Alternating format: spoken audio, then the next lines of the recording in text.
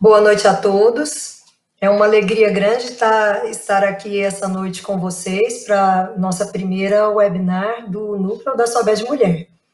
E tem um tema muito interessante nessa semana, onde teremos o dia vamos dizer, o Dia Mundial de Combate ao Câncer, que é comemorado nessa quinta-feira, no dia 8 de abril. E é uma honra gigantesca ter palestrantes do calibre que a gente está tendo aqui. Eu queria até pedir para a Adriele voltar aqui um pouquinho,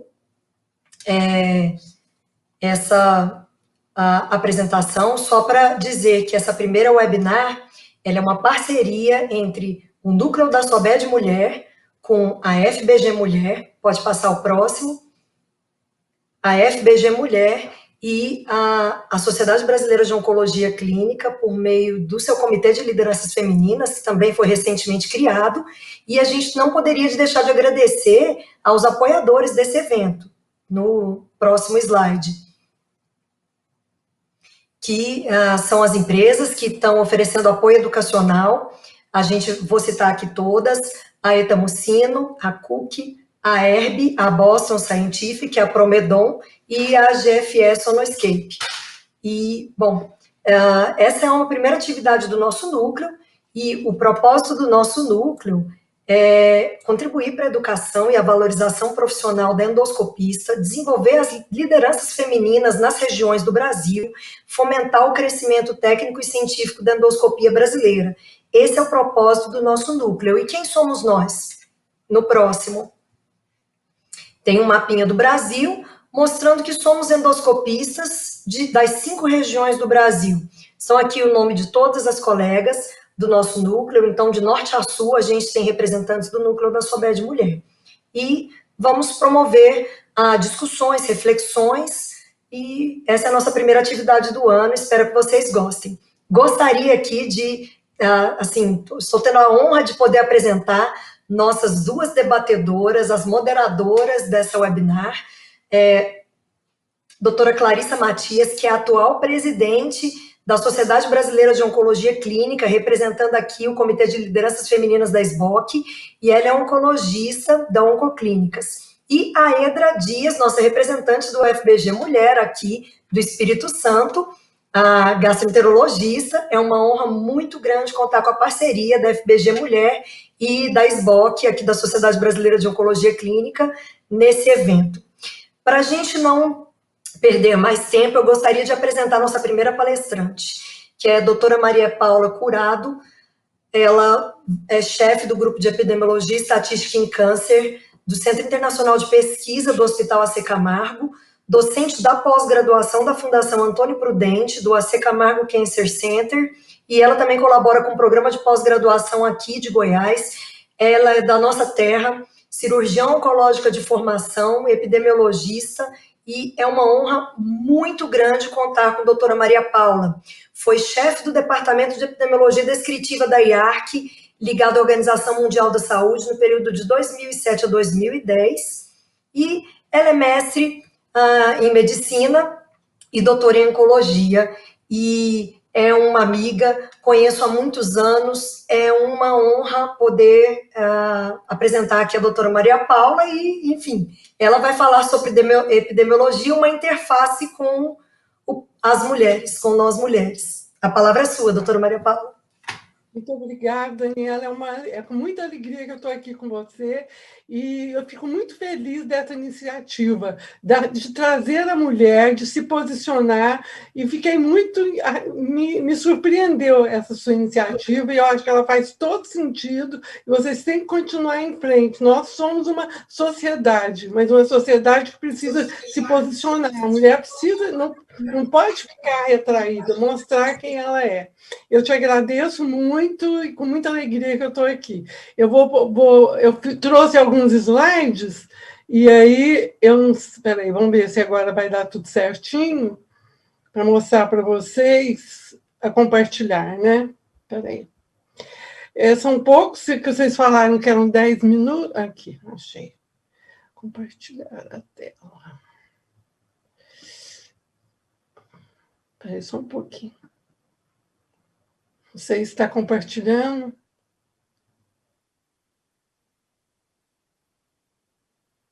Pronto? Ok. Então, boa noite a todos, muito obrigada, é com muita alegria que eu estou aqui. E quando a Daniela me chamou, eu pensei, nossa, doutora, ela falou assim, Maria Paula, será que a questão da mulher é importante? Sim, a questão da mulher é muito importante. Nós estudamos, aprendemos, mas existe uma como é que fala, uma história social de sempre a preocupação maior que o homem. Eu fui procurar algum material para conversar com vocês e o que é que a primeira coisa que ela me pediu foi o impacto dos câncer global do câncer gastrointestinal, né? E como não dava para falar de tudo, eu falei, vamos tentar usar a informação da IARC, né? Então, os câncer gastrointestinal, eles são um total de em cada 4 casos de câncer que ocorrem no mundo, e 1 em cada 3 mortes que ocorrem globalmente. Então, o impacto do câncer gastrointestinal é muito árduo, e tem uma variação muito grande na incidência e na mortalidade através do mundo. Então, é muito heterogêneo, a gente não consegue explicar por que no Japão é tão alta a alimentação, tem algum fator genético, por que aqui no Brasil, no norte do Brasil, tem uma incidência maior na região amazônica, por que o Chile tem essas características, né? O câncer gástrico tem diminuído, mas o colo retal tem aumentado, e principalmente em regiões de baixa incidência. O câncer de fígado e pâncreas também tem aumentado nas regiões de maior desenvolvimento. Então, é um pouco paradoxal. Em algumas regiões tem mais pobres, aumenta alguns tipos de câncer, em outros não, né? Aqui, voltando ao que o IARC recomenda, a prevenção primária e secundária ainda é a fonte, é a chave, né, para mudar, um movimento estratégico para mudar essa situação. O controle do tabaco, do álcool, da obesidade, e imunizar as populações como a hepatite B, a vacina contra a hepatite B, e principalmente o screening coloretal. Então, na sociedade de endoscopia, vocês têm esse papel, tirar a lesão pré-maligna, né? Então, na história geral do câncer gastrointestinal, né, eles são responsáveis, como repetindo, por uma incidência de 4,8 milhões de câncer e a mortalidade no mundo 3,4 milhões, se você somar todos os cânceres gastrointestinais. Bom, quando a gente olha para a mulher, em que situação que está a estimativa de incidência, que é o azul, e mortalidade, que é o vermelho? O câncer coloretal, as taxas de incidência no mundo, aqui eu peguei, foi só no mundo, vão em torno de 17, 18 por 100 mil, e a mortalidade está em torno de 9 a 10 por 100 mil. O câncer de estômago tem uma incidência não muito alta, mas uma mortalidade alta na mulher. Então, dos tumores do trato gastrointestinal, os que têm maior impacto e que têm medidas mais importantes é o câncer de colo e reto na mulher, o câncer de estômago, e nós temos também aqui o câncer de fígado, que a gente vê que é uma incidência baixa, mas uma mortalidade paralela à incidência, praticamente igual. Então, nós estamos lidando com doenças que têm diferentes comportamentos, um mais agressivo do que o outro. O colo retal tem a chance de ter uma incidência maior, mas com uma mortalidade menor, enquanto que o estômago e o fígado nós estamos lidando com doenças de alta mortalidade. Então, então eu resolvi focalizar um pouco aqui no Brasil, né? E qual seria o número de casos novos que a gente tem para 2020 em mulheres no Brasil? O número total, o câncer de mama sempre vem em primeiro lugar, mas se a gente olhar, quase 10% dos casos que vão ocorrer no Brasil serão câncer de colo e reto. Quer dizer, câncer que podem ser preveníveis. Então, nós temos uma expectativa de quase 28 mil casos novos de câncer de colo e reto, sem contar os outros cânceres gastrointestinal. Então, provavelmente, o impacto na mulher deve ir além dos 30 mil casos ou 40 mil casos. Bom, quando eu fui olhar, eu resolvi olhar, então, por cada trato digestivo, aqui a estimativa que o IARC faz para o câncer de esôfago, né, de 2020 a 2040. Aqui nesse coisa eu coloquei o Brasil, tá? Aqui o mundo, aqui o Brasil e aqui o mundo. Então, nós vamos olhar a coluna das mulheres. Na coluna da mulher, a gente vê que a expectativa é de um aumento de 57,3% do câncer de esôfago deixa eu diminuir isso aqui, na mulher, enquanto que no mundo é em torno de 50%, ou seja, o câncer do esôfago vai aumentar bastante na mulher. Se a gente olhar aqui, no Brasil é em torno de 55,8% e no homem 51,2%. Esses dados, gente, são da OMS, do IARC, vocês têm acesso a ele online. O outro ponto, o outro tipo de câncer que a gente olha também foi o câncer de estômago, que eu passei rápido. Com relação ao câncer de estômago, o que ocorre? Aumento de 51,9% no Brasil, enquanto que no mundo em torno de 49,2%. Então, essas diferenças aqui é para o homem 64,3%, mas eu vou focar mais no câncer na mulher. Então, nós temos que ver que continua impacto no homem, mas tanto na mulher também está aumentando, tanto no Brasil quanto no mundo. E no Brasil, aparentemente, vai aumentar mais do que no mundo para as mulheres. E em seguida, o câncer de cólon. O câncer de cólon, a gente já sabe que ele está par e passo com relação ao sexo masculino e feminino. Quando nós olhamos aqui no Brasil, 56,3% e no mundo, 52,5% para o câncer de cólon, a estimativa para 2040. Então, nós estamos falando de doenças que estão aumentando. Se a gente pensar no período de 20 anos, isso vai ser muita coisa, muito paciente para ser tratado. E o câncer de reto, também a mesma coisa, 53,6% no Brasil e 47,3% no mundo. No homem também está aumentando, mas as diferenças entre os sexos, elas estão se estreitando. Cada dia mais, aparentemente, essa diferença que sempre dava mais homem, estão se igualando. Então, a mulher está se igualando também no câncer, né? Quando a gente soma tudo e olha câncer de esôfago, estômago, colo e reto em homens e mulheres no Brasil, a gente vê que para os homens vai ter um aumento de 61% até 2040, enquanto que na mulher vai ter um aumento de 54,7%. Então, para e passo, nós estamos vendo um crescimento de ambos os sexos, mas a mulher aumentou muito mais. Se você olhar aqui, que antes era em torno de 40%, e a mulher era 26,6%, passou a 42,7%. Então, existe uma mudança no comportamento, uma mudança de hábitos de vida, ou outras alterações que eu não sei dizer, que precisam ser estudadas, para entender por que existe esse aumento, que está havendo esse aumento no câncer nas mulheres, né? Aqui também eu volto a citar, coletando também, quando a gente soma, coloca tudo junto, esse aumento no mundo é em torno de 53%, e na mulher, no Brasil, vai estar em torno de 54,7%. E aqui eu resolvi olhar na América Latina. Eu falei, vamos olhar aqui para ver quem é o país que vai crescer mais o número de casos de câncer de esôfago, de estômago, colo e reto.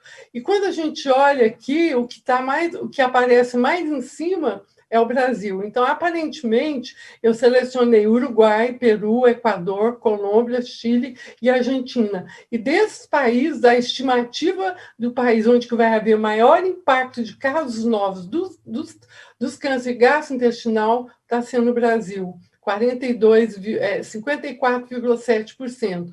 Aqui na Colômbia deu 58%, tem as diferenças, mas o impacto é maior no Brasil pelo maior número de casos que nós vamos ter. São populações menores, tá certo? Então, nós estamos liderando, nós vamos ter o país da América Latina onde nós vamos encontrar o maior número de casos.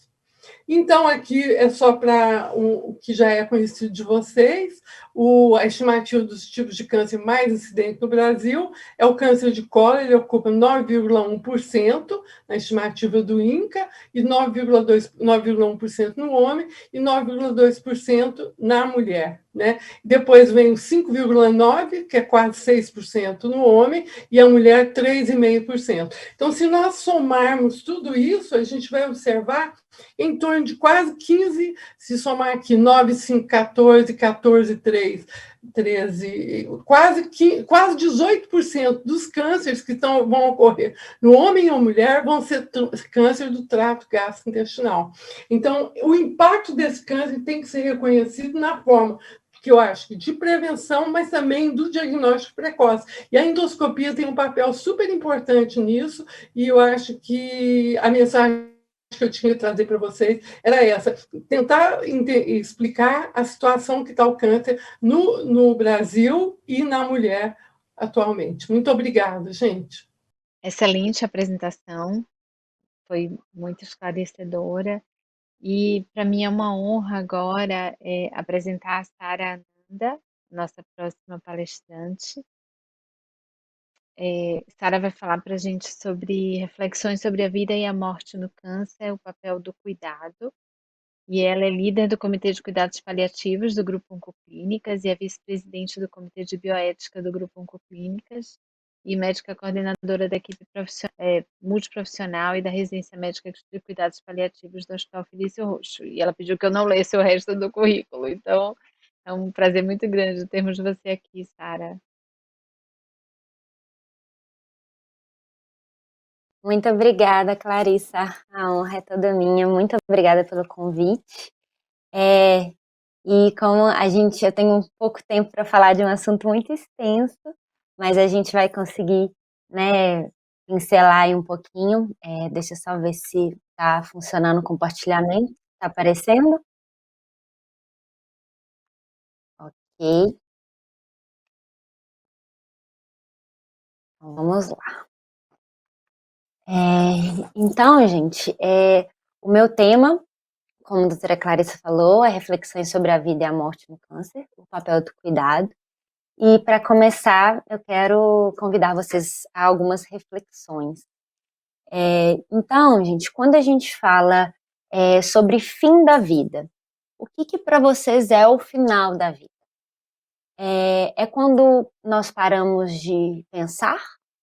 É quando nós paramos de nos comunicar? É quando ficamos inconscientes? Para facilitar um pouco, estamos falando da vida biológica ou biográfica, né? Então, falando da vida biológica, a morte seria o fim da vida biológica? E se a morte é o fim da vida, o início seria o nascimento. Então, isso mostra que a vida e a morte não são contrárias. A vida é o que temos entre o nascimento e a morte. E ambos são partes fundamentais dela. Como já dizia Rubem Alves, a morte e a vida não são contrárias, são irmãs. A reverência pela vida exige que sejamos sábios para que permitir a morte chegue quando a vida deseja ir. E aí também trago um conceito aqui do Gibran, que ele falava: se quereis verdadeiramente conhecer o espírito da morte, abri o vosso coração até o corpo da vida, pois vida e morte são uma só, tal como são o rio e o mar. Então a gente já, nessas reflexões aí, a gente percebe realmente que a morte faz parte da vida, assim como o nascimento. E falando do nascimento, eu queria trazer um conceito de Heidegger, que ele fala que se quando a gente nasceu, se fôssemos abandonados em nosso berço, em 2, 3 dias a gente já não estaria mais aqui. O que ele quer provar com isso? Que a essência da vida e do ser humano é o cuidado. E assisti recentemente uma palestra do professor Leonardo Boff, que eu achei muito interessante, que ele traz esse conceito do cuidado como essência. Os cosmólogos falam muito. Então, ele fala que o Stephen Hawking e vários outros discursam que o cuidado é uma constante antropológica. Por exemplo, as 4 energias de que tudo provém, como a energia gravitacional, a eletromagnética, a nuclear fraca e a nuclear forte, Se elas não atuassem com extremo cuidado entre elas, nós não estaríamos aqui, né? Todos esses fatores trabalham com muito cuidado. E aí, trazendo algumas falas do próprio professor, ele dizia: somos feitos e precisamos de cuidado para a nossa sobrevivência e manutenção da condição de ser humano. O cuidado é mais que um ato singular ou uma virtude, é um modo de ser. Melhor ainda, é um modo de ser no mundo que funda as relações que se estabelecem. E aí ele traz esse conceito de Heidegger: o cuidado como essência da humanidade. Não temos cuidado, somos cuidado. Isso significa que o cuidado possui uma dimensão ontológica que entra na constituição do ser humano. É um modo de ser singular do homem e da mulher. Sem cuidado, deixamos de ser humano. Então, por que eu estou trazendo todo esse conceito de cuidado? Porque, não sei se muitos sabem, mas eu me especializei numa área de atuação chamada cuidados paliativos. E eu brinco que, na verdade, cuidado é o nome e paliativo é o sobrenome. E, infelizmente, a gente tem muito estigma do nosso sobrenome. Então, eu queria trazer primeiro algum conceito também para vocês do que significa o paliativo nesse conceito. Não é gambiarra, não é jeitinho, né? Como muitas pessoas pensam. Na verdade, vem da palavra pallium, que significa manto protetor. Do latim, palliare significa proteger, amparar, cobrir, abrigar. E aí nós estamos aqui no evento da mulher. O cuidado paliativo tem essa predominância. A mãe dos cuidados paliativos, a Cicely Saunders, ela fala: é intolerável quando ninguém cuida. E aí a gente fala, né, a Cicely foi a mãe do movimento do cuidado paliativo, a Elizabeth Kubler-Ross da tanatologia, e as duas juntas iniciaram na década de 60 todo o cuidado paliativo, né, que se estendeu aí das Américas e na Europa. E aí a OMS, gente, traz o conceito também que o cuidado paliativo é uma abordagem que vai melhorar a qualidade de vida do paciente e de seus familiares através da prevenção e do alívio do sofrimento. E para a gente fazer isso de forma adequada, a gente precisa englobar aspectos físicos, psicossociais e espirituais. Ou seja, gente, o cuidado paliativo não é um diagnóstico médico nem uma fase da doença, né? A gente brinca assim, ninguém fala esse paciente é paliativo, isso é errado. Ninguém fala esse paciente é diálise, esse paciente é quimioterapia, né? Então, é uma abordagem, é uma forma de tratar. E aí eu trago o cuidado em saúde só para a gente ver como que os termos realmente se sobrepõem. Então, cuidado em saúde significa dar atenção, tratar, respeitar, acolher o ser humano. O cuidado de saúde é uma dimensão da integralidade que deve permear as práticas. Então, vocês veem que, na verdade, né, tudo se sobrepõe. E aí, como a gente está falando de desmistificar, a gente precisa, quando a gente fala de cuidado paliativo, a gente precisa desmistificar alguns mitos. E um deles é esse: cuidado paliativo é quando não se há mais nada a fazer. Gente, infelizmente, a gente sabe que existem limites para muitos tipos de cura e tratamento, mas a gente nunca tem limite para o cuidado. Então, a gente sempre tem o que fazer. E também cuidado paliativo, gente, não é uma porta que você sai do tratamento curativo para entrar no tratamento paliativo, ou seja, não é uma alternativa. O cuidado paliativo, ele deve estar presente desde o diagnóstico da doença até a fase final e também no período de luto, porque a gente também inclui a família. Ou seja, outro conceito errado que muitas pessoas acham que o cuidado paliativo é apenas para a fase final. A fase final é apenas um pedaço da abordagem de cuidados paliativos. E a gente está falando, né, do mês aí do combate ao câncer. O cuidado paliativo, até na prevenção, ele atua, porque a gente faz a abordagem dos familiares e a gente também direciona sobre a questão de prevenção e do aconselhamento também da família dos pacientes. E aí, gente, a gente fala assim, ok, então é desde o diagnóstico, mas quando que o cuidado paliativo deve entrar essa abordagem? Então, gente, desde 2010 teve um artigo que foi um divisor de águas, né? Depois dele surgiram muitos outros, que mostrava que o cuidado paliativo precoce, ele não só melhorava a qualidade de vida, diminuía a depressão, menos tratamentos agressivos no final da vida, mas ele também aumentava a sobrevida global. E esse trabalho trouxe um aumento de 3 meses, que é muito significativo. A gente sabe que, inclusive, alguns medicamentos dentro da oncologia não conseguem esse tipo de aumento Então, desde essa época, foi um rebuliço, porque falando, olha, melhorar a qualidade de vida já é muito bom, mas ainda o paciente que vive melhor, viver mais, né? Então, isso trouxe a questão do cuidado paliativo precoce, vários outros artigos vieram também mostrando esses mesmos benefícios e o melhor, sem qualquer dano. Mesmo sabendo disso, gente, infelizmente, mais 60 milhões de pessoas vivem com dor e sofrimento sem acesso ao cuidado paliativo. E a cada ano, mais de 25,5 milhões de pessoas morrem com sérios sofrimentos físicos, psicológicos, com resultado de doença. E esse valor ainda inclui 2,5 milhões de crianças. Por que eu estou trazendo esses números? Para mostrar para vocês que o cuidado paliativo, gente, não é para ser sorte nem exceção. O cuidado paliativo é um direito humano. Ele vai no princípio da dignidade do ser humano. E aí, quando a gente fala de cuidado paliativo, a gente tem várias sociedades, né, da especialidade, sociedade europeia, latino-americana, aqui no Brasil, né, eu já faço parte da sociedade mineira, da sociedade nacional, porém, gente, apesar de ter toda essa sociedade, a gente faz um trabalho, né, do especialista, o cuidado paliativo, por ele ser um direito, ele não é exclusivo do especialista. Então, o cuidado paliativo, a gente fala que tem uma pirâmide, né? Sendo que o cuidado paliativo especializado, ou seja, do especialista, precisa de uma base de conhecimento maior, mas o cuidado paliativo geral, ele é conhecimento de todo o profissional da saúde. Ou seja, ele precisa ser oferecido por todos os profissionais, inclusive profissionais que trabalham na atenção básica, domiciliar, pediatras, oncologistas, intensivistas, geriatras, nefrologistas, gastroenterologistas e os endoscopistas. O que vocês acham? Vocês acham que o cuidado paliativo tem relação com a endoscopia? Tem muita, gente. Então é lógico que a gente sabe, né, de diversas interfaces dos stents, mas eu vou trazer aqui um caso só para ilustrar de uma mulher, esse é um caso real, com nome fictício aqui, claro. Então, Carla tinha 55 anos, era divorciada, professora de língua portuguesa, escritora e poetisa, e ela teve um diagnóstico de câncer coloretal em 2017, fez cirurgia, fez químio, teve uma recidiva em 2018 e outra recidiva em 2019. Quando foi em janeiro de 2020, ela teve um quadro de obstrução intestinal e precisou ser realizada uma ileostomia. A Carla, em abril de 2020, retornou com um novo episódio de obstrução intestinal, com vômitos fecaloides.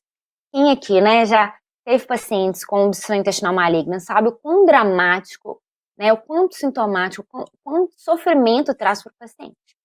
E a gente iniciou o protocolo clínico, né, de obstrução intestinal maligna.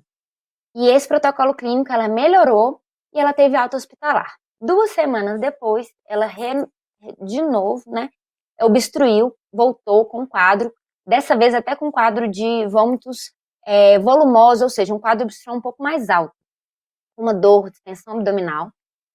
E aí, nesse contexto, ela, né, não tinha mais condição de cirurgia, teve que passar a sonda nasogástrica.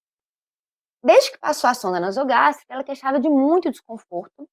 Ela não queria fazer videochamada com o filho, que morava na Austrália, tinha acabado de ter uma neném, e ela não conhecia, ela não queria, porque ela achou que ele ia ficar muito triste de vê-la daquela forma, e ela realmente estava muito desconfortável.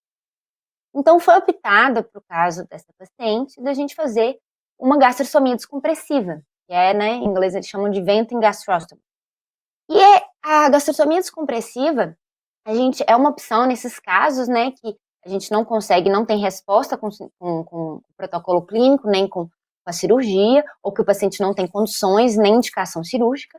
E a gente consegue um controle de sintomas, né, bem efetivos, cerca de 90%.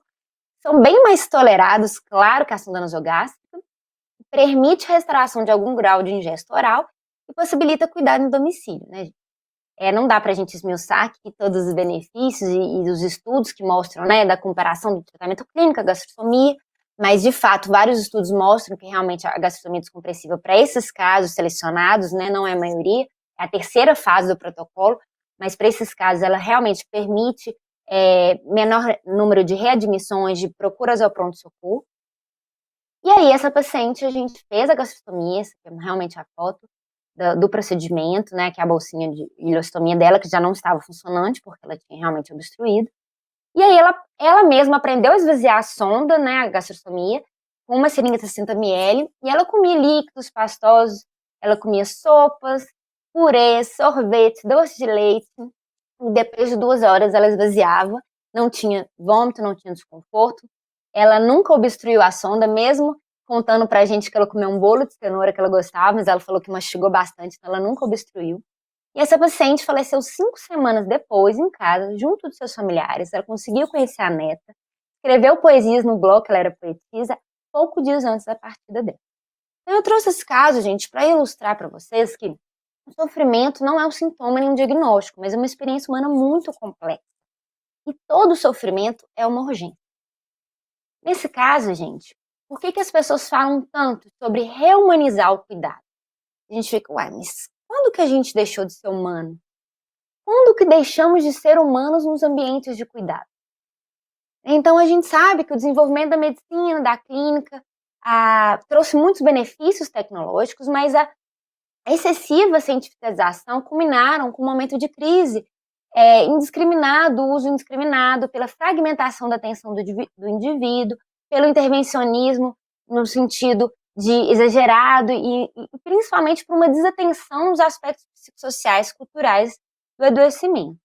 Então, o que a gente pode fazer para resgatar, né, para resgatar a nossa essência? Eu lembro que eu falei para vocês, nossa essência é cuidar. Para resgatar esse cuidado humanizado. Então, os cuidados paliativos, né, eles vão nos ajudar, eles vão trazer essa significado, essa essência, mas aí vocês falam, mas Sara, cuidado paliativo, infelizmente aqui no Brasil ainda, a gente não tem especialista, a gente não tem equipe em todos os lugares, hoje em dia no Brasil a gente só tem 5% dos hospitais que tem equipe de cuidado paliativo, então a gente tem realmente muito a crescer, né, eu falo, a gente tem um enorme desafio pela frente, mas o que a gente pode fazer? A gente não precisa ter isso tudo, cada um de nós, né? Qual que é o nosso papel de cada um? A gente pode fazer ações em cuidados paliativos. E como que a gente faz isso? A gente dissemina esses conhecimentos da abordagem, da filosofia dos cuidados, e a gente vai plantar essa semente. E como que a gente planta isso no nosso dia a dia? A gente trata cada ser, cada paciente, cada familiar como um ser único.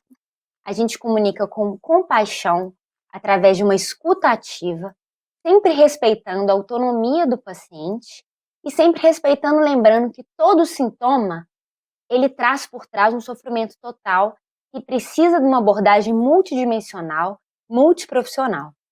Além disso, não praticando a distanásia, que é prolongar um sofrimento físico ou psicológico na fase final de vida, e sempre trabalhando em equipe transdisciplinar. Né, que é o que estamos fazendo aqui hoje, conversando também de forma transdisciplinar. Sempre lembrando de exercer o autocuidado, porque eu nunca consigo cuidar do outro não estando inteiro. Nessa pandemia isso, né, é muito importante, todo mundo está muito exausto, mas a gente precisa criar mecanismos para exercer nosso autocuidado. E eu quero finalizar minha fala lendo um resumo sobre isso tudo que eu falei, que é a frase da Cicely Saunders, que ela fala. Eu me importo pelo fato de você ser você. Me importa até o último momento de sua vida e faremos tudo o que está ao nosso alcance. Não somente para ajudar você a morrer em paz, mas também para você viver até o dia da sua morte. Porque cuidado paliativo, gente, é sobre vida. É sobre morrer, como viver até lá. Dizia Ana Michele. Deixo aqui todos os meus contatos para quem quiser. Nós ainda vamos ter um bate-papo e alguma recomendação de leitura para quem tiver interesse. Muito obrigada.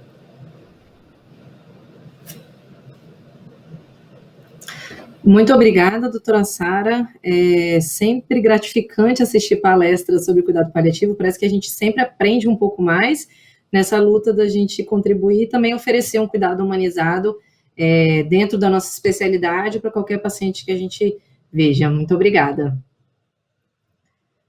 Bom, agora eu quero apresentar a nossa próxima palestrante, doutora Andressa.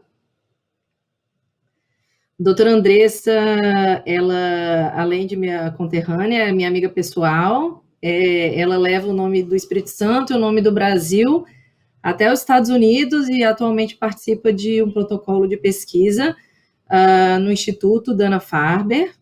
ela é médica formada pela Universidade Federal do Espírito Santo, fez residência em patologia na Faculdade de Medicina da USP e realizou fellowship fora do Brasil, nos Estados Unidos, e hoje em dia está numa linha de pesquisa. É com muito orgulho que eu convido para dividir um pouco do seu conhecimento conosco hoje. Boa noite, Aeda. Vocês me ouvem bem? Sim. Bom, boa noite a todos. Bom, eu gostaria de inicialmente agradecer o convite da organização do evento, doutora Daniela, doutora Aedra, e dizer que é um prazer muito grande compartilhar, mesmo que parcialmente, os resultados das minhas pesquisas aqui nos Estados Unidos. O tema que eu escolhi hoje para conversar com vocês é dissecando o microambiente tumoral no câncer coloretal e de pâncreas. Eu escolhi esse tema porque esse é o foco da minha pesquisa desde que eu entrei nesse laboratório em janeiro de 2018. O laboratório que eu faço parte é o Open Nowak Lab, aqui no Dana-Farber. Esse laboratório é co-liderado por dois investigadores principais, que é o Dr. Brian Wolpin, que ele é o diretor do Centro Oncológico Gastroenterológico do Dana-Farber, professor associado de medicina da Harvard Medical School, e o Dr. Jonathan Nowak, que é patologista gastrointestinal e patologista molecular, professor assistente de patologia da Harvard Medical School e patologista associado do Brigham and Women's Hospital. Então, eu basicamente vou falar para vocês a respeito da metodologia que nós utilizamos aqui para o estudo de tumores gastrointestinais, que é análise in situ, análise proteica in situ, para identificação de células e avaliação de mecanismos metabólicos envolvidos no câncer, utilizando imunofluorescência por multiplex, análise de imagem digital e inteligência artificial supervisionada por mim, por um patologista, e como essa tecnologia, ela permite o estudo do microambiente tumoral em câncer coloretal e de pâncreas e as implicações prognósticas envolvidas nisso. Então, quando a gente fala a respeito das abordagens disponíveis para identificação celular nos tecidos, começando do mais simples e indo para o mais complexo, o mais simples que a gente pode fazer é a avaliação da lâmina de hematoxilina corada com hematoxilina e eosina, que basicamente necessita apenas uma boa técnica.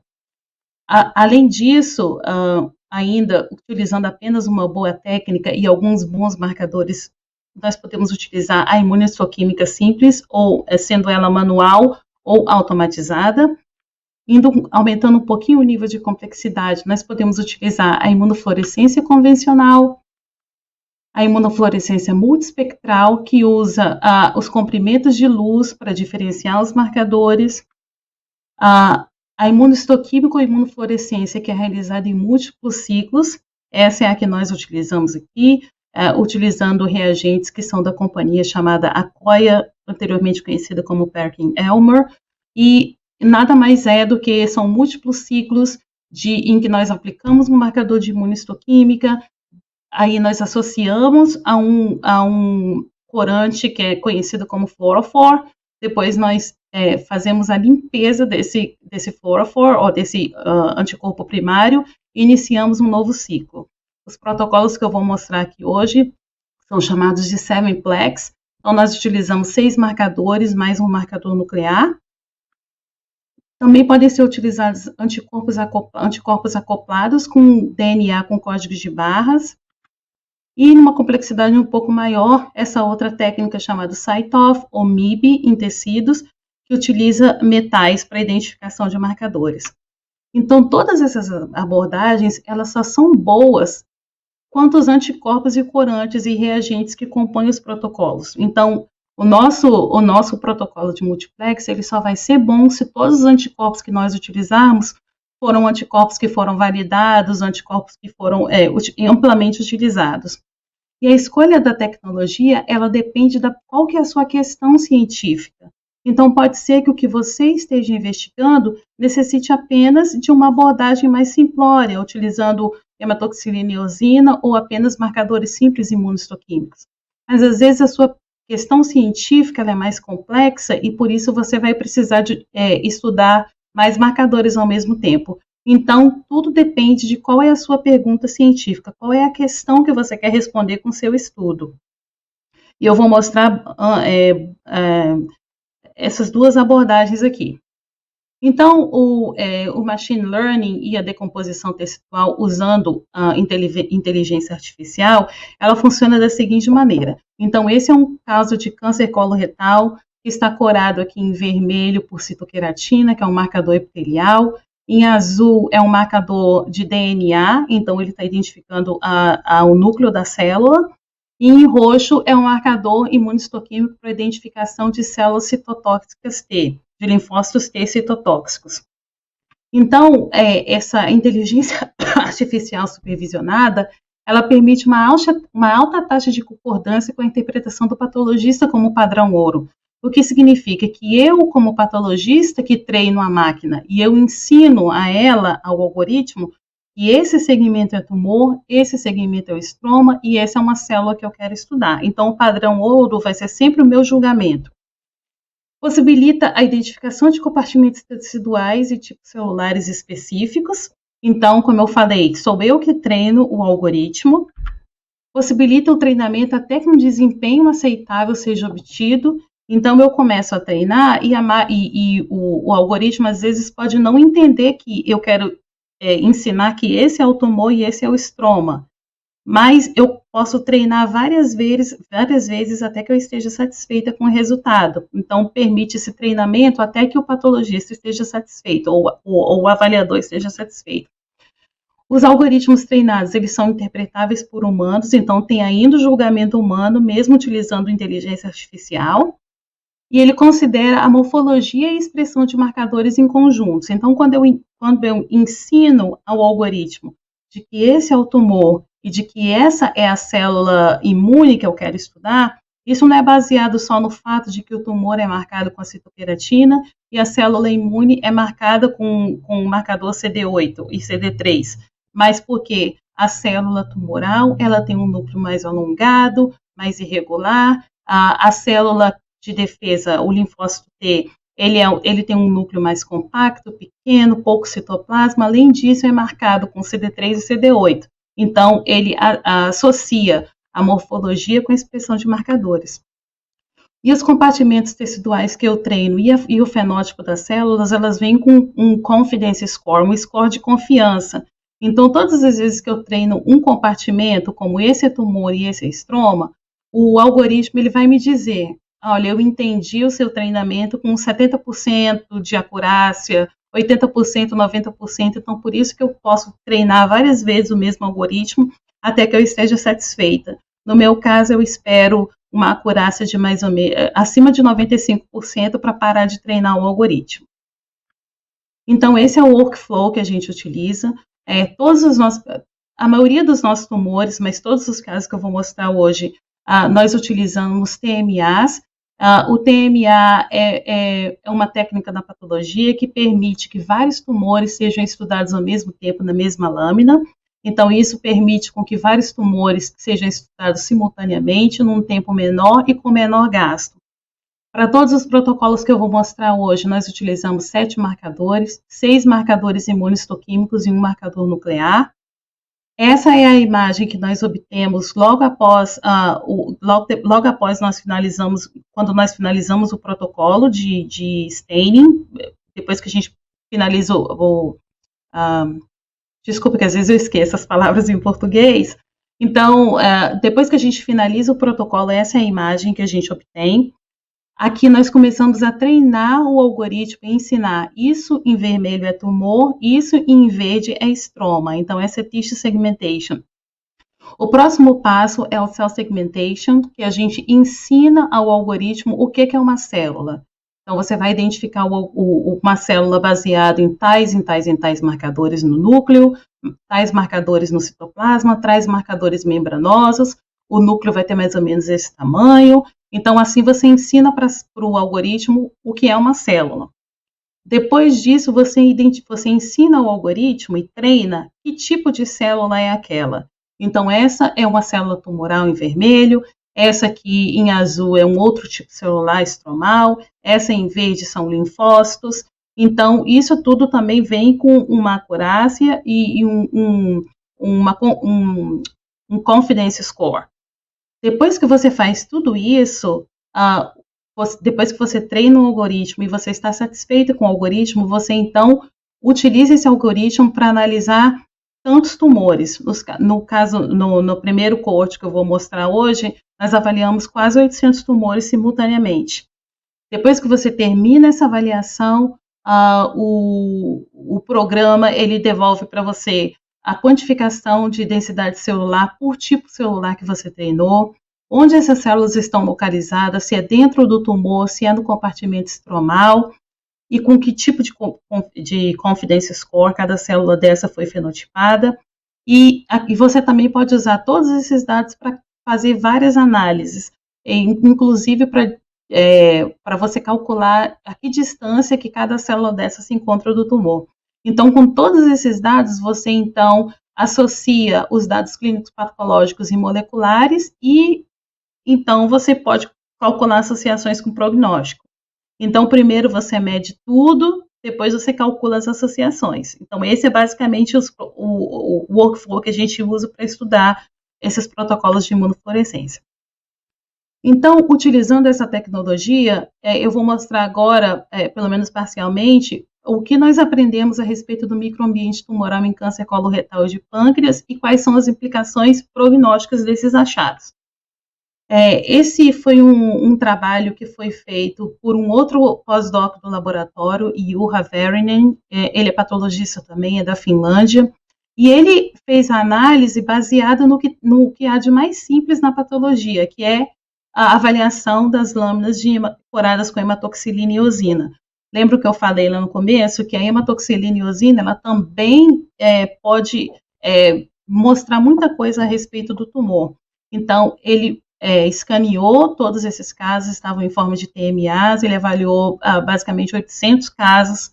A única coisa que você precisa é ter um bom HE, um scanner para escanear esses casos, e todos esses casos foram analisados com um programa de análise de imagem chamado QuPath, que é open source, então você pode fazer o download free na internet, de graça.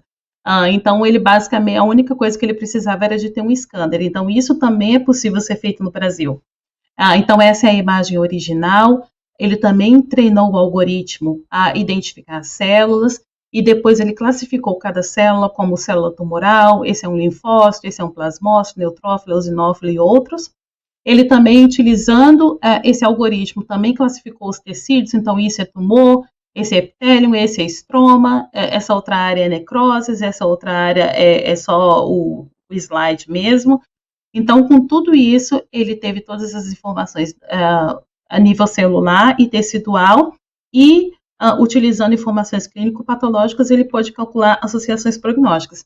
Rapidamente falando que essa foi a avaliação que ele fez usando esse programa para análise de imagem, QuPath, onde ele treinou o algoritmo e ensinou cada célula.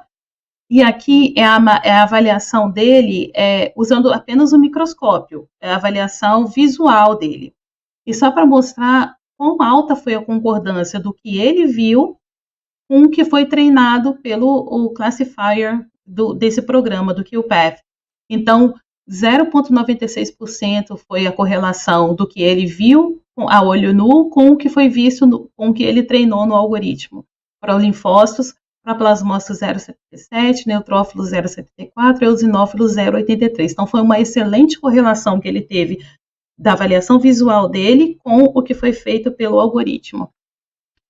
Daí, utilizando os dados que ele, utilizando todos esses dados oriundos da análise de imagem dele, é também possível identificar onde essas células estavam localizadas. Elas estavam localizadas dentro do tumor, na região intraepitelial ou no estroma. Então, olhando aqui esses box plots, a gente pode ver aqui no azul mais claro que a maioria dessas células elas se localizavam mais no compartimento estromal do que no tumor. e que a localização delas no estroma se associou com melhor disease-free survival para o linfócito, plasmócitos, neutrófilos e eosinófilos. Daí esse outro projeto, que foi um projeto que eu me envolvi desde o começo, que foi quase o mesmo tipo de análise, mas dessa vez utilizando os nossos protocolos de imunofluorescência por multiplex.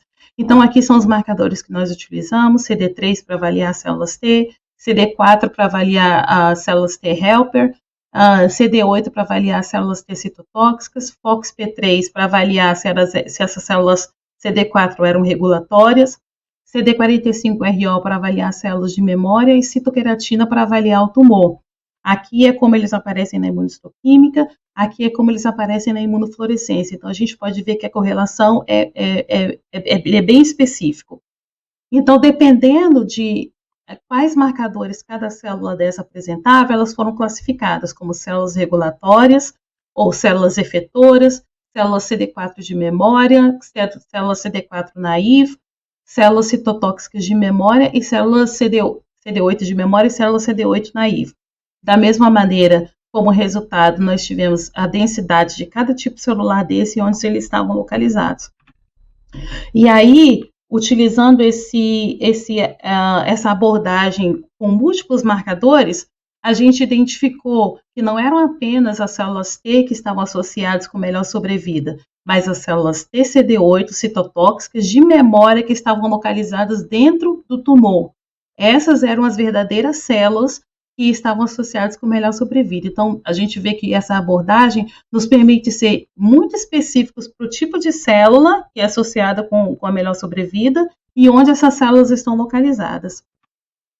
E, por fim, eu gostaria de falar também, porque as minhas pesquisas se dividem em 50% câncer coloretal, 50% em câncer de pâncreas. Então, só mostrando aqui que eu utilizei também marcadores, eu utilizei também protocolos de multiplex para avaliar o microambiente tumoral no câncer de pâncreas. Então, nós utilizamos 3 protocolos que foram feitos por nós e para avaliar o microambiente tumoral. O primeiro protocolo para investigar células T, como foi o do câncer coloretal. O segundo protocolo para identificar macrófagos, se eles eram polarizados mais em direção ao subtipo fenótipo M1, que é um fenótipo mais anti-inflamatório, ou se eles eram polarizados em direção a um fenótipo mais M2, que é um fenótipo mais pró-tumoral. E nós também utilizamos um outro protocolo para identificar os subtipos de células mieloides, se elas eram monocíticas ou granulocíticas, se elas eram maduras ou imaturas, e se elas tinham o potencial imunossupressivo, dependendo da positividade ou não desse marcador, arginase-1. Com tudo isso, nós avaliamos não só a densidade de cada célula, mas o coeficiente, por exemplo, entre população linfóide e mieloide, em que compartimento essas células estavam localizadas, se elas se localizavam dentro do epitélio ou no estroma, quão próximas essas células estavam do tumor, utilizando 2 abordagens, que é o nearest neighbor e o G-cross function, que é uma fórmula matemática adaptada para calcular a probabilidade de colocalização de uma célula imune e uma célula tumoral. E também nós avaliamos heterogeneidade, porque nós avaliamos tumores, células imunes localizadas no centro do tumor e na borda infiltrativa do tumor. Quando nós avaliamos, então esses são os 3 protocolos que nós utilizamos, nós avaliamos 299 pacientes de uma coorte institucional. Então, parte dos pacientes veio da Harvard, do Brigham Hospital, parte dos pacientes veio de Stanford e parte dos pacientes veio de Rochester. Então, nós avaliamos esses três populações celulares, células T, a polarização macrofágica e a população mieloide. E esse é uma overview, uma visão geral de como é o microambiente tumoral no câncer de pâncreas. Então, cada barra aqui representa um paciente, e aqui no eixo Y representa a densidade das células imunes somadas. Então, a gente observa que tem uma grande heterogeneidade de acordo com o número de células imunes. Então, pacientes que têm muitas células imunes, pacientes que têm poucas células imunes. e não só tem heterogeneidade em relação ao número absoluto de células imunes, mas também na composição desse microambiente tumoral. Então, alguns casos em que basicamente a gente vê só célula T representada em verde, alguns casos em que a gente vê muitos macrófagos representados em azul, e alguns casos que a gente também vê muitos granulócitos representados aqui em vermelho. Quando a gente avaliou cada subtipo específico dessas células, a gente também encontrou associações com o melhor prognóstico ou pior prognóstico. Por exemplo, os macrófagos M2, que eu falei que eles tinham um perfil mais pró-tumoral, eles se associaram com pior prognóstico. A presença de granulócitos com potencial supressor, representados aqui pela positividade de CD15 e arginase 1, também se associaram com um pior prognóstico. Os linfócitos T, CD3, como esperado, se associaram com melhor prognóstico. E os linfócitos e os helper T cells, que são caracterizados pela presença de CD3 e CD4, se associaram com melhor prognóstico. Por fim, como eu falei, a gente também consegue identificar onde cada célula está localizada. Então, no caso aqui dos macrófagos, representados em M1, os macrófagos que têm potencial mais antitumoral, eles se localizavam mais próximos do tumor do que os macrófagos M2. No entanto, quando esses macrófagos M2, que são mais pró-tumorais, estavam próximos do tumor, eles também se associaram a um pior disease-free survival. Então, em conclusão, a imunofluorescência por multiplex, ela permite uma melhor caracterização de subtipos celulares específicos, porque ela é baseada na combinação de vários marcadores. O emprego de patologia digital e machine learning ou inteligência artificial supervisionada, ela permite a avaliação simultânea de múltiplos tumores. E o melhor entendimento do microambiente tumoral permite traçar uma estratégia mais personalizada no tratamento de pacientes e potencializar o efeito de imunoterapias. Essa é a minha cidade, eu sinto muita falta, e esse é o laboratório que eu faço parte. Muitos desses resultados que eu divulguei hoje são resultados parciais, de papers que já foram publicados, é só vocês buscarem no PubMed, e outros resultados que eu mostrei hoje no câncer de pâncreas ainda não foram publicados, estão em fase de manuscrito. Se alguém tiver interesse, pode me mandar e-mail, o pessoal da organização tem o meu e-mail, eu me sinto feliz em compartilhar. E estou à disposição para qualquer dúvida. Obrigada.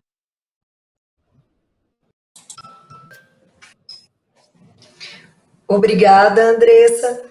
Obrigada. Queria estender meus agradecimentos às demais palestrantes, a Sara, a doutora Maria Paula. Foram apresentações sensacionais. A gente realmente, assim, acho que está sendo uma noite onde estamos aprendendo muito. Queria dizer para todos que estão assistindo que podem ficar à vontade para fazer perguntas no chat, mas eu acho que nossas moderadoras têm perguntas a fazer, e eu também depois. Bom, em primeiro lugar, eu gostaria de parabenizar a Dani, parabenizar a todas as palestrantes, foi simplesmente fantástico, né? Muito bom aprender temas tão diversos, né? E vindo de mulheres, né, tão comprometidas, achei fantástico. Sara, eu queria que você falasse um pouquinho para a gente sobre se você acha isso para todas as mulheres que estão nos ouvindo, como é que a gente consegue conciliar esse cuidado, né, de pacientes terminais com nossas tarefas de casa, né? Como é que a gente consegue não levar para casa, né? O menino de 23 anos que nós vimos que está com tanta dor, ou, né, a senhorinha que hoje segurou na nossa mão. Quais são as suas técnicas para isso? Bom, excelente pergunta, porque isso permeia, né, o cuidado em todas as áreas que a gente atua. Então, primeiro, parabenizar as colegas pelas excelentes palestras, né, está sendo realmente muito, muito interessante essa transdisciplinaridade aqui. E respondendo essa pergunta, Clarissa, a gente tem nós como profissionais de saúde, né, nós principalmente como mulheres, que a gente fala que a mulher tem esse cuidado mais aguçado, né, esse senso maternal e a gente realmente leva, assim, a gente sente, impacta. Como que eu falo? A empatia é você sentir o que o outro sente, né? Você está no lugar do outro. Mas como que a gente pode trabalhar isso? A gente tem que ser compassivo. Ou seja, além de a gente sentir, a gente precisa empoderar o outro e fazer algo para ajudar o outro. E a compaixão, ela é diferente, porque ela consegue fazer você não esgotar a energia, que a gente brinca que é assim. É como se fosse um carro. Se você coloca gasolina só para a ida, você vai e não consegue voltar. Mas se você se prepara e abastece para a ida e para a volta, você vai ter combustível. Então, o cuidado é a mesma coisa. Você tem como cuidar do outro sem se esgotar. E é lógico que tem diversas formas de fazer isso, porque senão a gente acaba caindo na fadiga de compaixão, que existe, inclusive esse termo, né, que é um dos tipos de burnout do profissional de saúde. E uma coisa muito interessante é que, dentre os profissionais de cuidado paliativo, que lidam muito com o sofrimento, o índice de burnout é muito baixo. Por quê? Porque a gente, desde o começo da nossa formação, a gente enfatiza muito a questão do autocuidado, do cuidado em equipe. Então, assim, a gente pode sentir, eu falo com meus residentes, você pode chorar, você pode se emocionar, você pode se impactar com aquela história e ficar com você, mas você precisa compartilhar isso. Então, a gente faz vivências de luto em equipe, a gente compartilha isso e também você exercendo seu autocuidado, ou seja, tendo seus momentos, o seu sagrado, qualquer, né, sagrado que eu falo, é aquele momento que você consegue exercer seu autocuidado, seja cozinhando, escutando uma música, indo em algum evento religioso, enfim, cada pessoa tem o seu. Isso te dá gasolina de novo, para você continuar cuidando, sem você fazer aquela questão da contra-transferência ou da transferência, de forma que você vai ficar, vai sentir esse impacto. Então, a gente, assim, não dá para falar aqui tudo, mas a gente tem vários mecanismos para a gente conseguir continuar inteira cuidando do próximo. E não é para a gente ficar fria, viu, gente? Não é para a gente ficar à distância do paciente. Tá certo a gente se emocionar, a gente se preocupar e a gente estar ali junto e ter essa compaixão. Eu que também quero agradecer demais, aprendi muito com vocês hoje. Esqueci de adicionar logo na apresentação que eu sou uma das representantes da FBG Mulher, e nós também temos esse foco em valorizar o trabalho da mulher, de mulheres tão incríveis e competentes, e vamos desenvolver vários eventos, parcerias, essa parceria foi ótima, vários eventos para valorizar o papel da mulher na medicina. Temos representantes de vários locais do Brasil e quem precisar e quiser, conte conosco. Bom, eu tenho uma pergunta para a Sara e duas perguntas para a Andressa. Para a Sara, primeiramente, hoje em dia, o que você sente que é o seu maior desafio no cuidado paliativo?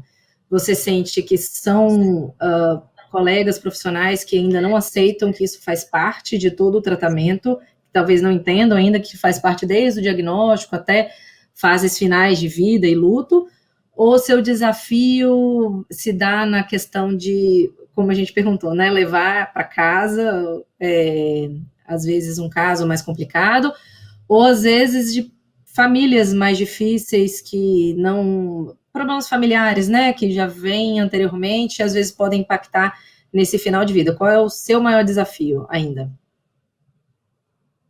É o primeiro que você falou.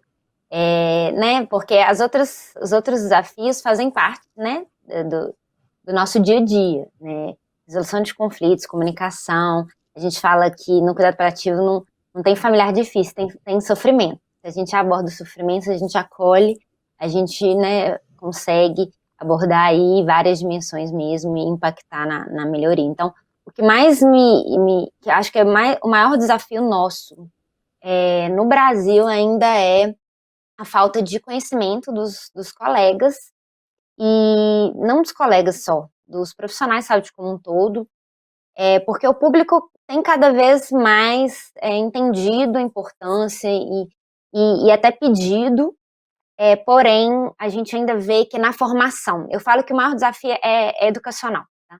eu acho que a gente tem esse desafio de mudar, porque a gente vê nos outros países que estão mais avançados, né, no cuidado paliativo, eles têm desde o primeiro período em todos os cursos de saúde. Não tem essa de não ter formação em cuidado paliativo. É desde o primeiro período. E eu falo que às vezes até antes, até no período escolar. A gente precisa falar disso, a gente precisa tirar esse tabu do tema, falar de forma e educar. Então, hoje em dia, o nosso desafio no Brasil é que a gente ainda tem muito profissional que formou numa época que não se falava sobre isso. E é uma mudança de paradigma, então a gente precisa avançar nessa situação. Acho que é isso. Uhum. E agora eu tenho duas perguntas para Andressa. Uma é minha e outra me enviaram, porque parece que estava com um problema aí para colocar pergunta no chat. Bom, a minha pergunta é a seguinte: você falou sobre vários métodos de pesquisa, as pesquisas super interessantes, isso tem implicância em tratamento, de tratar de forma individualizada o câncer, né, que é uma das coisas que a gente mais ouve falar, da eficácia melhor do tratamento. E você falou, deu importância do teste da simples hematoxilina e eosina, a antiga, que a gente já ouve falar desde a faculdade, e da imunistoquímica simples também. Você acredita que a gente tem, primeiro de tudo, até onde que é rentável para a gente aplicar esses trabalhos no dia a dia? O que eu digo assim, no tratamento do câncer habitual, pensando em custo-benefício para a gente aplicar isso em benefício do paciente, mas também que tenha um custo permissivo. Bom, obrigada pela pergunta. Eu sou fã da hematoxilina e eosina como patologista. Às vezes, em alguns lugares, dependendo de onde você está, é a única coisa que você tem acesso. Com a simples hematoxilina e eosina, ou melhor dizendo, com a simples imunistoquímica, você consegue avaliar, por exemplo, a presença de linfócitos T CD8 em determinado tipo de tumor, e pensando nisso, você pode pensar em agregar imunoterapia. Ou seja, porque às vezes a gente imagina que a falência da utilização de imunoterapia, por exemplo, no caso de câncer de pâncreas, é porque não existe CD8 lá. Mas se você consegue mostrar, por exemplo, que existe, que o CD8 está lá, então você pode, como que eu vou dizer, ter vantagem sobre isso. Então, eu acho que cada vez mais você tendo essa possibilidade de estudar como o microambiente tumoral daquele tumor está se desenvolvendo, facilita, sim, você oferecer para o paciente uma medicina mais personalizada. Por exemplo, hoje em dia no Dana-Farber ou no Brigham Hospital, todos os pacientes que são diagnosticados com câncer, parte do tumor desses pacientes, ele é submetido a essa análise multiplex. Então, embora ela não seja utilizada agora para tomada de decisão em relação ao tratamento, não todos esses protocolos, mas todos os pacientes têm esse tipo de informação, para que, por exemplo, se no futuro ela seja mais útil para a utilização de um tratamento mais específico, esses pacientes já têm essa informação. Então, realmente, é um protocolo que é caro, não são todos os hospitais que têm condição de dispor de alguns milhões de dólares para poder fazer esse estudo, mas às vezes com uma imunistoquímica bem feita e pelo menos o registro desses pacientes ou desse microambiente tumoral desses pacientes já poderia ser bastante útil no tratamento futuro. Você falou sobre a questão de treinar um algoritmo até alcançar uma acurácia de 95%. Qual é o tempo, se você consegue me dizer um tempo que você demora para esse treino, assim, você como patologista? Olha, como patologista, com a experiência que eu tenho, eu te digo que em um dia eu consigo finalizar o treinamento desse algoritmo. Então, começando de manhã, então vamos dizer, hoje a nossa capacidade de scanner, a gente consegue escanear 20 casos completos em questão de horas. Então, vamos dizer que um dia é para fazer o protocolo. Esse protocolo é automatizado. São 7 marcadores. Overnight. Então, ele dura mais ou menos 13 horas, se a gente estiver utilizando 7 marcadores, e mais ou menos 15 a 17 horas se você estiver utilizando 9 marcadores. Então, é um dia para você fazer o protocolo na máquina, um dia para escanear, um dia para treinar o algoritmo, um outro dia para rodar o seu algoritmo em todos esses casos, e você tem mais ou menos uns 5 dias entre você começar a corar a lâmina e ter todos os resultados. Aí, depois disso, você tem meses analisando os resultados, porque, como eu falei, você treina o algoritmo, você pega todas as informações. Agora depende de qual a pergunta científica que você quer responder. Então, são meses estudando a mesma coisa. Esse manuscrito que eu estou preparando agora, tem 2 anos que eu estou trabalhando nele. E agora, finalmente, com tudo junto, que a gente conseguiu fazer toda a história do que está acontecendo no câncer de pâncreas. Então, durou 2 anos, entre o dia que eu recebi o resultado até onde a gente pensa que vai publicar. Interessante. Interessante. Eu tenho uma pergunta para a doutora Maria Paula e outra para a Andressa, e acho que a gente tem perguntas no chat. Eu vou fazer minha pergunta rapidamente. O que deve ter acontecido do ponto de vista epidemiológico? Porque, assim, as informações que a gente tem da faculdade, da residência, parece que a incidência de câncer não era tão elevada no público feminino. Então, é só estilo de vida, enfim, queria escutar quem entende do assunto. Obrigado, Daniela. A gente sabe que a mulher mudou o comportamento, mas a gente conhece muito pouco o comportamento em termos de estilo de vida. Mas nós conhecemos muito pouco sobre as alterações genéticas, epigenéticas, que elas também têm devido ao efeito de hormonais, etc. Por exemplo, existem estudos do pessoal do NIH, da Constância Camargo, que acha que a mulher tem uma proteção do estrógeno que reduz as taxas de câncer gástrico na mulher. Então, eu acho que se sabe pouco sobre a mulher, principalmente na área do câncer gastrointestinal. Os fatores de risco que são comuns ao homem e à mulher impactam de forma diferente na mulher. E a gente não sabe dizer se isso é uma forma de proteção que ela tem, como é que é isso? Porque, às vezes, é um casal no mesmo local, vivendo com a mesma exposição, mas o risco ele é maior, às vezes, no homem e menor na mulher. Então, acho que nós ainda temos muito que aprender sobre isso, Dani. Obrigada. E, doutora Andressa, assim, queria também agradecer, porque a doutora Andressa trouxe dados inéditos, assim, ela precisou da autorização, vamos dizer, da chefia dela, do orientador e tudo, para poder mostrar o que ela mostrou aqui hoje. Então, queria deixar aqui de público o nosso agradecimento, assim, em nome de todos aqui, nós da organização. E quando se fala, assim, queria até puxar uma reflexão, porque quando se fala em inteligência artificial, machine learning, a gente olha isso com olhos, assim, de admiração e, ao mesmo tempo, com um pezinho um pouco atrás, porque as possibilidades para a inteligência artificial são gigantescas. Na endoscopia, isso já é uma realidade.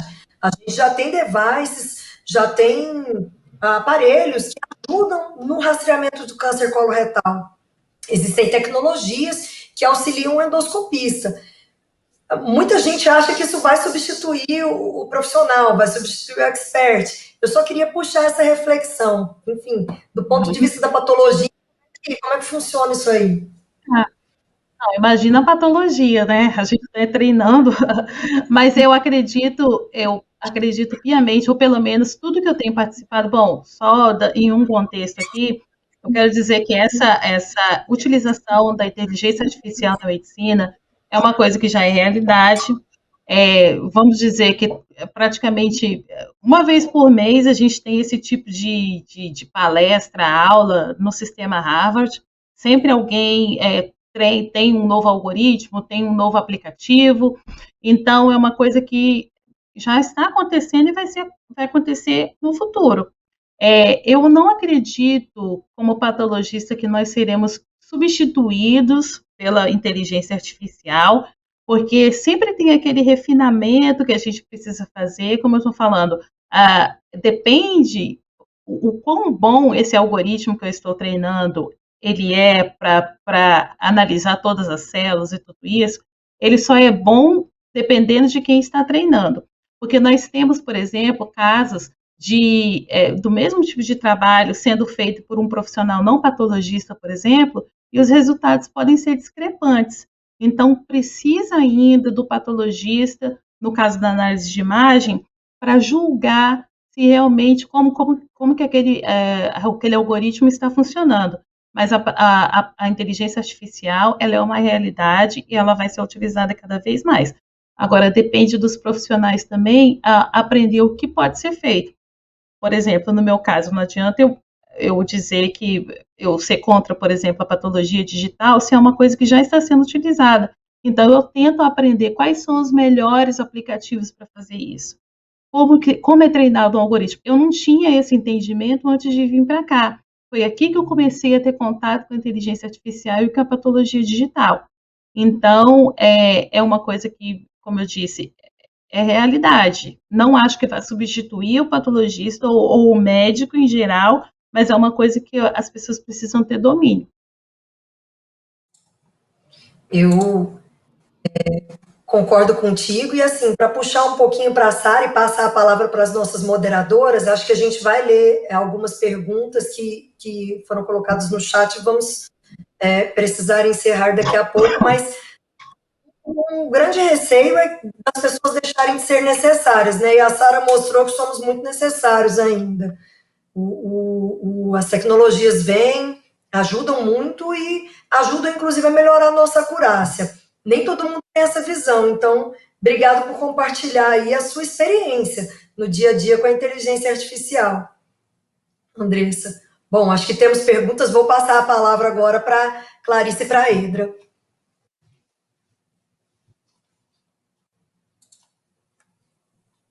Oi, Aidra, eu não consegui acessar o chat. Está dando como perguntas em branco. Não sei se você tem alguma.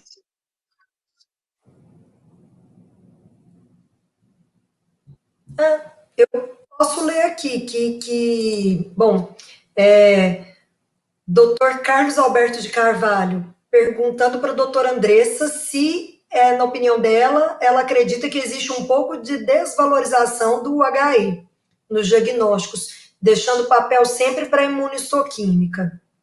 Sim, eu acredito sim. Inclusive aqui, como nós temos acesso à patologia, à imunistoquímica, vários marcadores, como nós temos acesso à patologia molecular também, o que eu observo do ponto de vista do patologista clínico, aquele que está analisando os casos, pelo menos pelo que eu vejo dos residentes aqui, é que antes de se fazer uma hipótese diagnóstica, eles já pedem o perfil molecular daquele tumor. Então, eu acho que há uma certa desvalorização da hematoxilina e eosina, mas o laboratório que eu participo, a gente é muito fã da hematoxilina e eosina. Então, por isso que a gente está tentando, ao mesmo tempo que a gente utiliza as tecnologias que estão disponíveis, a gente também está tentando cada vez mais desenvolver trabalhos utilizando a hematoxilina e eosina, que é algo que também pode ser utilizado no Brasil. Então, eu sou super fã da hematoxilina e eosina. Acho que a gente consegue fazer muita hipótese baseada na hematoxilina e eosina, mas, de um modo geral, as pessoas tendem, principalmente aqui, diretamente para a patologia molecular. Obrigada, Andressa. Tem uma pergunta da doutora Maria das Graças, Sana. Ela pede para divulgar o contato das palestrantes, se assim permitido por vocês. Então, enfim, você já disponibilizou o e-mail, tem um sinal de joinha de todo mundo. Acho que, ok, a gente pode disponibilizar. Eu vejo com a Gisele, a Silvia, a gente consegue disponibilizar, sim, o e-mail. E tem uma outra pergunta, Edro? Você consegue acessar? Consigo, minha internet voltou. Bom, o Sandro parabenizou as palestrantes, altíssimo nível, disse que são mulheres de referência, e fugindo do escopo permanecendo, na verdade, no escopo do movimento, ele está perguntando se algumas de vocês, de nós, né, já sofreu preconceito por serem mulheres no nosso meio e como combatem o machismo.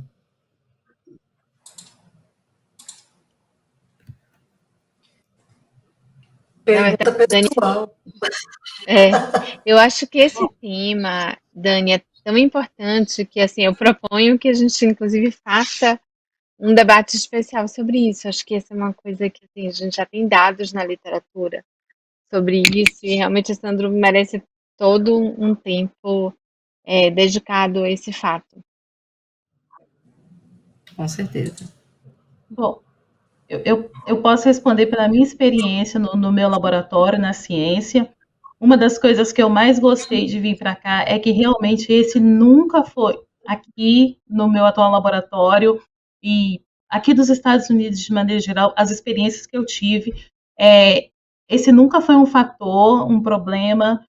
Os meus PIs, os principais investigadores, eles são pessoas que totalmente entendem, por exemplo, o fato de eu ser mãe. As relações são totalmente impessoais aqui, então eu nunca me senti constrangida por nada, são super respeitosos e eu tenho muito suporte do meu laboratório pelo fato de ser mãe. Eu tenho 2 filhos pequenos, a minha filha menor tem 1 ano e meio, eu fiquei grávida durante essa pesquisa e eu encontrei todo o suporte dos investigadores e de todo o laboratório. Então, aqui essa questão, ela não é uma questão que eu passo, mas eu já, obviamente, tive outras experiências não muito agradáveis no Brasil. Mas, assim, na verdade, o que a literatura americana mostra, inclusive no artigo recentemente publicado, é que isso acontece muito. Então, você teve uma sorte muito grande. Dani, eu proponho que a Eu me gente realmente considero. faça um debate, porque é um problema mundial. É um tema complexo, interessante, assim, as sociedades enfim, de especialidades gastrointestinais, na DDW de 2017, isso foi tema até da Presidential Lecture. E, na verdade, a grande mensagem foi que é muito importante a gente melhorar a representatividade, fomentar a criação das lideranças femininas, realmente dar voz. Existem pesquisadoras espetaculares, assim, a exemplo enfim, das nossas apresentadoras aqui, das palestrantes, e é uma forma de melhorar a representatividade, e o mais interessante foi que elas traduziram tudo numa frase curtinha, numbers matter, os números, realmente, eles dizem muito, então, mas é um tema complexo, Ave Maria, e isso aí, Ave Maria, eu tô com a Clarissa, isso é tema para troca de experiência, Também acho. Eu imagino que seja um problema bem recorrente aqui no hospital, por exemplo, assim, não é no meu laboratório, mas no hospital, porque cada vez mais eles estão com mais políticas de valorização de mulheres na liderança, promovendo fellowships e prêmios para mulheres que são lideradas por mulheres. Então, eu participo desse laboratório, mas 50% do meu tempo é num laboratório que é liderada por uma gastroenterologista. Então, eu acho que se eles estão fazendo isso, é porque esse é um problema recorrente no hospital, sim. Eu Que legal. gostaria de falar um pouco, porque eu acho que realmente nós não podemos enfiar debaixo do tapete isso, aceitar. Do ponto de vista de mulher, a minha experiência, eu passei por muitas dificuldades, como cirurgiã, aí como pesquisadora, foi muito difícil ocupar o espaço, a gente tem que se posicionar, a gente tem que se colocar, e na maioria das vezes não é ouvida, é louca, entendeu? Então, essa é uma questão que eu acho que tem que ser mais respeitada. A mulher é pouco respeitada e aceita menos. E eu acho que nós estamos caminhando numa direção melhor com essa equipe mais jovem. E eu acho que existe isso, ainda vai existir por muito tempo, mas nós não podemos nos afastar. Eu tenho várias experiências pessoais que demonstraram isso, e não é fácil, mas eu acho que nós não devemos desistir. E processo, Com certeza. né? E principalmente, O processo. e principalmente não nos calando, né? Frente aos eventos que sofremos, assédios e exemplos de atitudes machistas, né? Isso é no dia a dia, né? Na verdade, todo dia a gente tem pequenas atitudes e é não nos calar mesmo e fomentar essa discussão. E fomentar a mudança cultural mesmo, de realmente valorizar as atitudes de valor. Isso independe de gênero, cor, e realmente é um processo. Acho que estamos num processo e temos backup, assim, da turma anterior, temos uma história aí de sucesso em gestão, em liderança, em pesquisa e inovação por parte de várias mulheres que representam muito bem não só a nós médicas, mas a todas. E estou sendo chamada a atenção aqui pela equipe da TBR que, pelo adiantar da hora, a gente vai ter que encerrar o nosso webinar. Queria deixar esse último minutinho aberto para vocês e falar da minha imensa gratidão de tê-las conosco aqui durante essa noite. Muito obrigada. Obrigada. Muito Obrigada, obrigada. gostaria de agradecer. Obrigada. Muito obrigada a todas e até breve.